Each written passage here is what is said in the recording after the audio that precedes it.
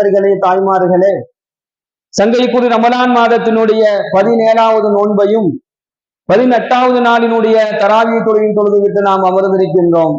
எல்லாம் வல்ல இறைவன் நாம் தொழுத நம்முடைய தொழுகைகளையும் நாம் வைத்த நம்முடைய நோன்புகளையும் இந்த நோன்பில் நாம் அல்லாஹ்விடம் கேட்ட நம்முடைய எல்லா துஆக்களையும் பரிபூர்ணமாக அங்கீகரித்துக் கொள்வானாக. ஆமீன் ஆமீன் யா ரப்பல் ஆலமீன். கண்ணியத்திற்குரிய அல்லாஹ்வின் நல்லடியார்களே, சகோதர சகோதரிகளே, தாய்மார்களே, இன்று ஓதப்பட்ட இறை வசனத்தினுடைய படிப்பினைகள் அல்லாஹ் நம்பிக்கையாளர்களை விரும்புகின்றான். முதல்ல அல்லாஹ் யாரை நேசிக்கிறான் அப்படின்னு சொன்னா, யார் அல்லாஹின் மீது முழு நம்பிக்கை வைத்திருக்கிறாரோ அவரை தான் அல்லாஹ்வுக்கு ரொம்ப பிடிக்கும். அடியார்களிலேயே சிறந்தவர்களை அல்லாஹ் தேர்வு செய்யும் பொழுது யார் அல்லாஹ் தேர்வு செய்யறானா, இவர் தொழுகையாளி என்ற காரணத்தினால தேர்வு செய்ய மாட்டான். இவர் நோன்பாளி அதுக்காக வேண்டி அல்லாஹ் தேர்வு செய்ய மாட்டான். இவர் நிறைய தான தர்மம் கொடுத்திருக்கிறாரு அதுக்காண்டி அல்லாஹ் தேர்வு செய்ய மாட்டான். இவர் 10 ஹஜ்ஜி செஞ்சிருக்கிறாரு, 1000 உம்ரா செஞ்சிருக்கிறாரு, இதுக்கெல்லாம் அல்லாஹ் தேர்வு செய்ய மாட்டான். ஒரு அடியானை அல்லாஹ் எதற்காக வேண்டி தன் பக்கம் தேர்வு செய்து கொள்வான்னு சொன்னான், சொர்க்கத்தின் பக்கமும் தன்னுடைய அன்பையும் அல்லாஹ் ஒரு அடியானுக்கு எப்ப வழங்குவான்னு சொன்னா, அவன்கிட்ட முழு நம்பிக்கை இருந்தாதான் என்ன செய்யப்படும், அல்லாஹ்வினுடைய கருணையும் அவனுடைய பொருத்தமும் கிடைக்கும் என்பதை நம்ம ஹதீஸ்ல பார்க்கிறோம். அப்போ முதல்ல நம்பிக்கையை அல்லாஹ் எதிர்பார்க்கிறான். யார் அல்லாஹ் மீது முழுமையாக நம்பிக்கை வச்சிருக்கிறாங்களோ அந்த நம்பிக்கையோடு செய்யக்கூடிய அமல்கள் இபாதத்துகள் தான் அல்லாஹ்விடத்துல அங்கீகரிக்கப்படும். அல்லாஹ் மேல நம்பிக்கை இல்லாம என்ன நல்ல காரியங்களை செஞ்சாலும், இறை நம்பிக்கை இல்லாமல் என்ன நல்ல காரியங்களை செஞ்சாலும் அதனுடைய பிரயோஜனம் என்பது நல்லது என்கின்ற அடிப்படையில் அது பிரயோஜனமா இருக்கும். ஆனால் அல்லாஹ்விடத்தில் அது உயர்வானதாக இருக்குமா அப்படின்னு சொன்னா கிடையாது. இன்னைக்கு இஸ்லாம் அல்லாத சகோதரர்கள் எவ்வளவு பேர் என்ன செய்யறாங்க, எவ்வளவு நல்ல காரியங்கள் முன்வைக்கிறாங்க, நல்ல காரியங்களை செய்யறாங்க, அன்னதானம் கொடுக்குறாங்க, ஏழைகளுக்கு உதவி செய்யறாங்க, பொருளாதார ரீதியா உதவி செய்யறாங்க, மருத்துவத்துக்கு உதவி செய்யறாங்க, திருமணத்திற்கு கல்யாணத்துக்கு என்ன செய்யறாங்க, உதவி செய்யறாங்க. இது எத்தனையோ ரொம்ப பலகீனமாக இருக்கக்கூடிய மஹல்லாவாசிகள் பள்ளிவாசல்களுக்கு என்ன செய்யறாங்க, மாற்று மத சகோதரர்கள் தங்களுடைய பொருளாதாரத்தை கொடுத்து உதவி செய்யறாங்க. பள்ளிவாசலுடைய கட்டுமானத்திற்கு என்ன செய்யறாங்க, உதவி செய்யறாங்க. இதெல்லாம் இருக்குது. இதெல்லாம் அவங்க செய்வது நல்ல காரியங்கள். ஆனால் அவங்கள்ட்ட என்ன ஒரு குறை அப்படின்னு சொன்னா, இறை நம்பிக்கை இல்லை.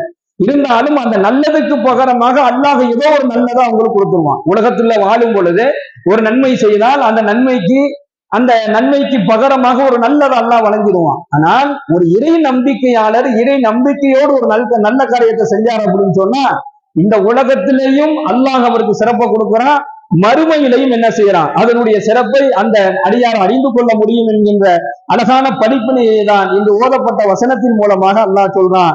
நம்பிக்கையாளர்களான ஆண்களும் நம்பிக்கையாளர்களான பெண்களும் வலுவான ஈமான் கொண்டவர்களாக இருப்பது அவசியம் என்பதாக அல்லாஹ் சொல்றான். இந்த இடத்துல ஆண்களை மட்டும் அல்லாஹ் சொல்லல, பெண்களையும் அல்லாஹ் சேர்த்து சொல்லுகிறான். நம்பிக்கை கொண்ட ஆண்களும் அல்லாஹ் மீது எப்படி நம்பிக்கையில இருக்கணும் அப்படின்னு சொன்னா, சகோதரிகளே, தாய்மார்களே, வலுவான நம்பிக்கை கொண்டிருக்கணும். ஏனோ தானோ என்கின்ற நம்பிக்கை இருக்கக்கூடாது, ரொம்ப வலிமையாக இருக்கணும். ஒரு நம்பிக்கை இறைவன் மீது கொண்டு வச்சுட்டோம் அப்படின்னு சொன்னா அது ரொம்ப வலுவானதாக இருக்க வேண்டும் என்பதாக அல்லாஹ் சொல்றான். அல்லாஹ்வினுடைய கட்டளைகளுக்கு அடிபணிதல் இருக்கணும், ஆண்களுக்கும் பெண்களுக்கும். அல்லாஹ்வை நம்பிக்கை கொண்ட அந்த ஆண்களுக்கும் பெண்களுக்கும் அல்லாஹ்வினுடைய கட்டளைகளுக்கு அடிபணிதல் என்கின்ற அந்த உறுதி இருக்கணும்.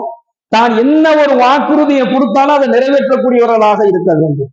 வாக்குறுதி இருக்குது, இது அமானிதமாக மாறிடும். இங்க நாம ஒருத்தருக்கு ஒரு வாக்குறுதி கொடுக்கிறோம், அந்த வாக்குறுதியை நம்மால நிறைவேற்றி ஆகணும். நிறைவேற்றக்கூடிய வாய்ப்பு இருந்தும் ஒருத்தர் அதை நிறைவேற்றல அப்படின்னு சொன்னா நாளைக்கு மறுமையில அல்லாஹ் கொடுத்துருவான். நீ இவருக்கு ஒரு வாக்குறுதி கொடுத்தல, அந்த வாக்குறுதியை நீ நிறைவேற்றல அப்படின்னு சொல்லி என்ன செஞ்சிருவான், அல்லாஹ் பிடிச்சிருவான். அதனால வாக்குறுதி கொடுத்தால் அந்த வாக்குறுதிகளை நிறைவேற்ற வேண்டும் என்பதாக நம்பிக்கை கொண்ட ஆண்களுக்கும் நம்பிக்கை கொண்ட பெண்களுக்கும் அல்லாஹ் தன்னுடைய இன்று ஓதப்பட்ட வசனத்தின் வாயிலாக அறிவுரை புகட்டுகின்றார். அதே போன்று மனோ இச்சைகளை அல்லாஹ்விற்காக வேண்டி நம்பிக்கை கொண்ட ஆண்களும் பெண்களும் கட்டுப்படுத்தி இருக்க வேண்டும். மனோ இச்சையை ஷைத்தான் எந்த வழியில வேணாலும் திருப்பி விடுவான், உள்ளத்துல ஆசைகளை எப்படி வேணாலும் ஏற்படுத்துவான். ஆனால் அல்லாஹ் எதன் மீது ஆசைப்பட சொன்னானோ, எதன் மீது எந்த அளவிற்கு அல்லாஹ் ஆசை வைக்க சொன்னானோ அதை விட அளவுக்கு மீறி போயிடக்கூடாது. இப்ப மனோ இச்சைகளுக்கு கட்டுப்படுதல் என்பதிலிருந்து நாம் என்ன செஞ்சுக்கணும், பாதுகாத்துக்கணும், பொறுமையாக இருக்க வேண்டும். நம்பிக்கை கொண்ட ஆண்களும் நம்பிக்கை கொண்ட பெண்களும் பொறுமையாக இருக்க வேண்டும் என்பதாக எல்லாம் வல்ல இறைவன் இன்று ஓதப்பட்ட வசனத்தின் வாயிலாக படிப்பினையை அல்லாஹ் சொல்லிக் கொடுக்கிறான். அடுத்து அல்லாஹ் சொல்றான், அல்லாஹின் மீது முழுமையாக பயம் இருக்க வேண்டும், உபரியான தான தர்மங்கள் நிறைய செய்யணும், நோன்பு வைக்க வேண்டும், பெண்கள் தங்களுடைய கருப்புகளை பாதுகாத்துக் கொள்ள வேண்டும், அதிகமாக அல்லாஹ்வை திக்ர் செய்ய வேண்டும். இந்த அம்சங்கள் யாரிடத்துல இருக்குதோ இவங்க தான் நம்பிக்கையாளர்கள் என்பதாக இந்த ஓதப்பட்ட வசனத்தை அல்லாஹ் சொல்லுகின்றான். இன்னல் முஸ்லிமீன வல் முஸ்லிமாத்தி வல் முஃமினீன வல் முஃமினாத்தி வல் கானிதீன வல் கானிதாத்தி வஸ்ஸாதிகீன வஸ்ஸாதிகாத்தின் அல்லாஹ் லைனா சொல்லிக்கிட்டே வரான். ஆண்கள் பெண்கள் ஆண்கள் பெண்கள் எந்த அளவுக்கு அப்படின்னு சொன்னா, நிச்சயமாக முஸ்லிமான ஆண்களும் பெண்களும், நம்பிக்கையுள்ள ஆண்களும் பெண்களும், உண்மையை பேச வேண்டிய ஆண்களும் பெண்களும், தர்மம் செய்ய வேண்டும் ஆண்களும் பெண்களும், நோன்பு வைக்க வேண்டும் ஆண்களும் பெண்களும். இன்னைக்கு என்ன நடக்குதுன்னு சொன்னா, வீட்டுல ஆண்கள் என்ன செஞ்சுறாங்கன்னா, நான் தான் போய் பள்ளிவாசல்ல தொழுகிறல்ல, நீ ஏன் தொழுதுகிட்டு, நீ தொழுகாது, நீ சோறாக்கி வச்சா போதும் அப்படிங்கக்கூடிய ஒரு சூழல் ஏற்படுது. இன்னும் சில குடும்பங்கள்ல பார்த்தோன்னா, எங்க என்ன பாய் நோம்புலாம் வைக்கிறது இல்லையான்னு சொல்லி கேட்டா, என் வீட்டுல நோன்பு வைக்கிறாங்க, என் மனைவி நோன்பு வைப்பாங்க. நோன்பு மாசத்துல மட்டும் நோன்பு வைக்கிறது இல்ல, நோன்பு இல்லாத மாசத்துல கூட வியாழக்கிழமை வந்துருச்சுன்னா என் மனைவி நோன்பு வைப்பா. அது போதும்ல, குடும்பத்துக்கு யாராவது ஒருத்தவங்க நோன்பு வச்சா போதும்ல, குடும்பத்துக்கு யாராவது ஒருத்தவங்க தொழுதா போதும்ல. ஆண்கள் மட்டுமே தர்மம் செய்யக்கூடியவர்களாக இருக்கிறோம், நம்ம அதை மாத்தணும். உங்களுடைய மனைவி கையில கொடுத்து அவங்கள நீங்க தர்மம் செய்ய வைக்கணும். ஒரு பெண்ணினுடைய மிக முக்கியமான இபாதத் தர்மம் தான் சதகா செய்வது, உபரியான தான தர்மங்கள் செய்வது. அன்னை ஃபாத்திமா ரலியல்லாஹு அன்ஹா அதிகமாக தர்மம் செய்யக்கூடியவர்களாக இருந்தார்கள். அலி ரலியல்லாஹு அவர்கள் வெளியில தர்மம் செஞ்சாலும் ஃபாத்திமா அம்மா தர்மம் செய்வாங்க. அதே மாதிரி நாம வெளியில கொடுக்குறோம், நாம தர்மம் செய்யறோம், மனைவிட்ட கொடுத்து நீ தர்மம் செய்ய.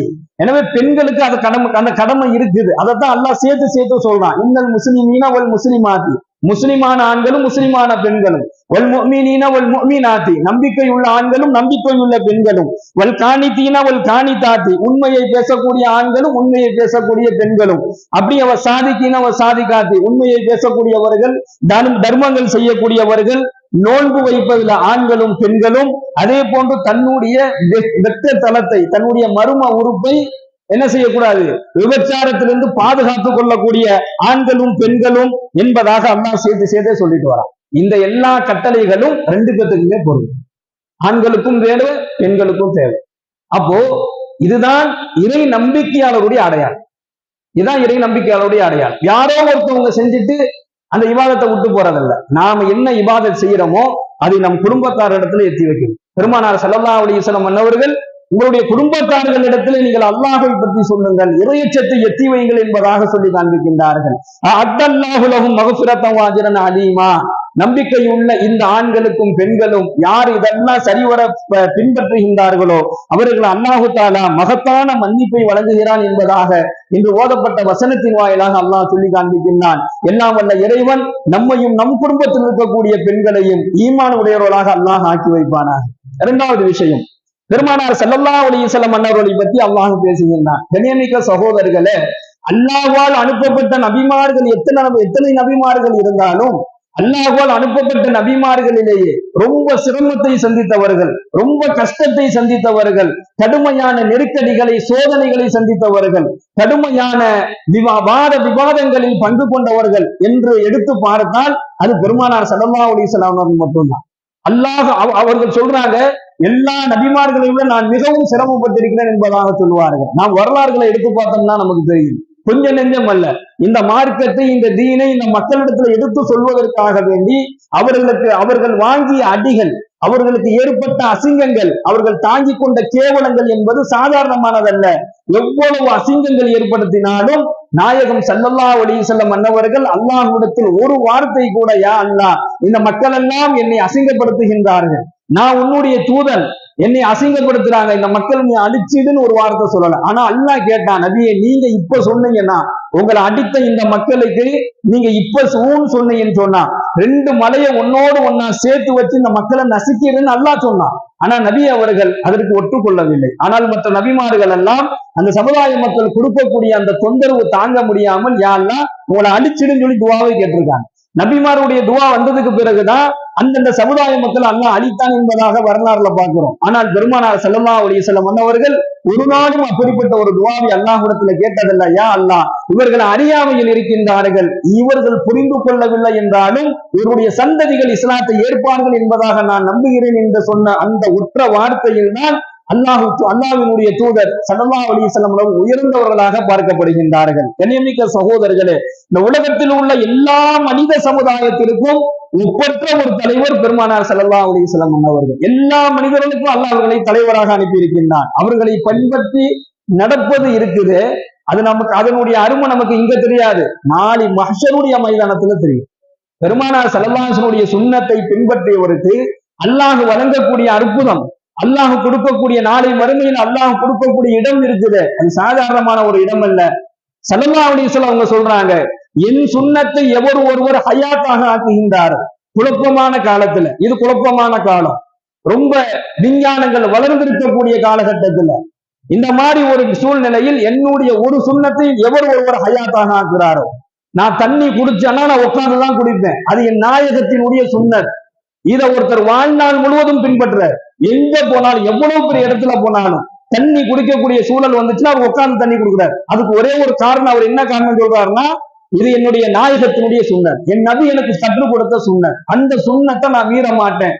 இந்த ஒரு சுன்னத்தை ஒருவர் ஹயாத்தாக்கி கொண்டே இருந்தால், அவர் மௌத்து வரையில் அவர் செஞ்சாருன்னா அந்த ஒரு செயல் போதும் அல்லாஹ் பெருமானாரோடு சுவர்க்கத்துல இருக்கக்கூடிய பாக்கியத்தை அல்லாஹ் கொடுத்துருவோம். ஒரு சுன்னத்தினுடைய மகத்துவம் இதுதான். எத்தனை சுன்னத்துகளை ஸல்லல்லாஹு அலைஹி வஸல்லம் நம்ம சொல்லி கொடுக்குறாங்க. முடி வெட்டுவதுல சுன்னத், தாடியை வெட்டுறதுல சுன்னத், மீசையை ஒதுக்குறதுல சுன்னத், அணியக்கூடிய ஆடைகளில் சுன்னத், குடும்பத்துல நாம் உறவாடக்கூடிய உறவுகளிடத்துல எப்படி சுன்னத்தான வழிமுறைகளை பேணுவது, ஒருத்தருக்கு நாம விருந்து கொடுக்கும் பொழுது அதுல எப்படி சுன்னத்தான வழிமுறைகளை பேணுவது என்பதாக ஏராளமான விஷயங்களை ஸல்லல்லாஹு அலைஹி வஸல்லம் சொல்றாங்க. அவங்களை பின்பற்றினால் அல்லாஹ் சொர்க்கத்துல உயர்ந்த இடத்தை தருவான். அதை பத்தி தான் இங்கு ஓதப்பட்ட வசனத்தில் அல்லாஹ் கூறுகின்றான், வமா அர்ஸல்னாக இல்லா காஃபத்தன் லின்னாஸ். அல்லாஹ் சொல்றான் நபியை பார்த்து, நபியே, நாம் உம்மை மனிதர்கள் அனைவர்களுக்கும் பஷீரன் வ நதீரா, நற்செய்தியை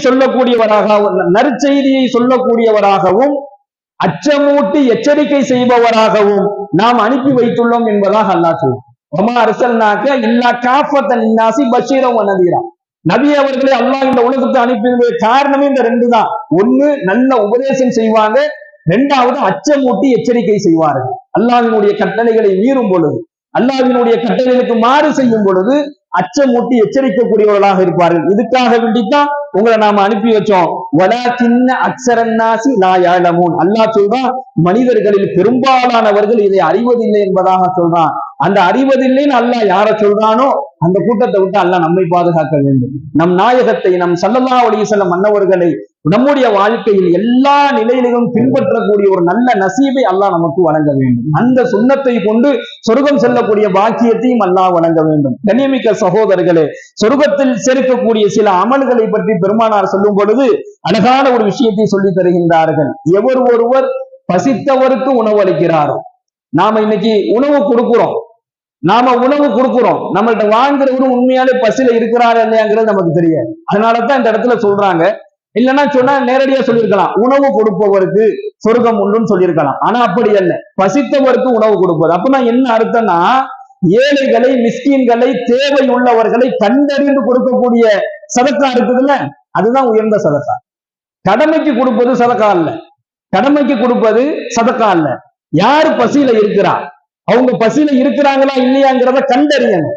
தேடி பார்த்து தேடி போய் கொடுக்கக்கூடிய சதக்கா இருக்குல்ல, அதுதான் உயர்ந்தது. ஸல்லல்லாஹு அலைஹி வஸல்லம் பசித்தவருக்கு உணவு அளிப்பவர், தாகித்தவருக்கு தண்ணீர் கொடுத்தவர். பெருமானார் ஸல்லல்லாஹு அலைஹி வஸல்லம் சொல்றாங்க, உணவு கொடுத்தவர் தண்ணீர் கொடுத்தவர்னு சொல்லல, பசியில் இருக்கக்கூடிய உண்மையான ஒரு ஏழை மிஸ்கீனுக்கு உணவு கொடுப்பவரும், தாகத்தில் இருக்கக்கூடிய ஒருவருக்கு தண்ணீர் கொடுப்பவரும், அதே போன்று தன்னுடைய நாவை தீய வார்த்தைகள் பேசுவதில் இருந்து பாதுகாத்து கொண்டவர், அல்லாஹ் அவரை சொர்க்கத்தில் நுழைய வைப்பான் என்பதாக பெருமானார் ஸல்லல்லாஹு அலைஹி வஸல்லம் கூறிய இந்த ஹதீஸை ஹஜ்ரத் அபூ ஹுரைரா ரலியல்லாஹு அன்ஹு அவர்கள் அறிவிக்கின்றார்கள். அபூ தாவூதுல அந்த ஹதீஸ் இடம்பெறுது. எல்லாம் வல்ல இறைவன் நாம் செய்யக்கூடிய நல்ல செயல்களை கொண்டு அல்லாஹ் தன்னுடைய கருணையின் மூலமாக நம் அனைவரையும் சொர்க்கத்திலே பிரவேசிக்கக்கூடிய நல்ல நசீபை நம் அனைவருக்கும் வழங்குவானாக. வாயுதவானாவில் அல்ஹம்துலில்லாஹி ரப்பில் ஆலமீன்.